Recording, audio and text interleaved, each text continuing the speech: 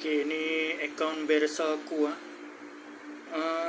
bulan September 2025 aku top up 100, naik tambah sikit RM17, tambah RM17 kan. 21, 23, lepas tu aku tengok dia punya ni. Okey ke tak? Lepas tu Oktober aku top up lagi 100. Ni dalam Oktober juga aku top up lagi 100 sebab aku tengok dia punya ni tambahan dia 20 lebih. Makin naik dalam dekat sini Januari 2026. Uish, aku deposit 300, dah dapat 100 bonus, RM106.53.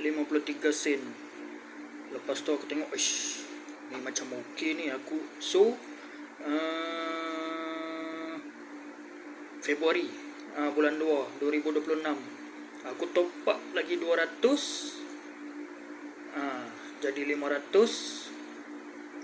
Okey, dan naik 58, naik RM87, 86, 87, 622. Mana tadi?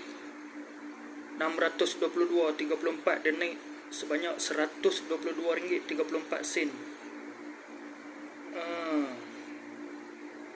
Ni aku rasa lagi berbaloi daripada simpan duit dalam bank.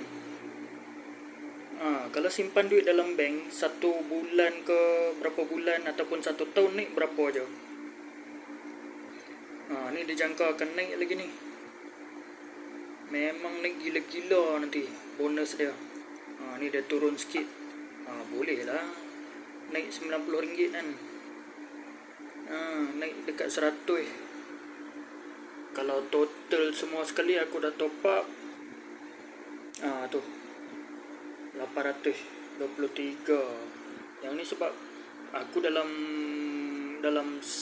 saving punya aku top up RM10, jadi 20. Sebabnya ni dia tak naik banyak sangat. Kalau retirement pun dia punya ni aku tak berapa faham. Jadi aku banyak invest. Yang invest ni mula-mula aku masuk 100, tapi dia makin turun. Jadi aku masukkan dalam ni 200.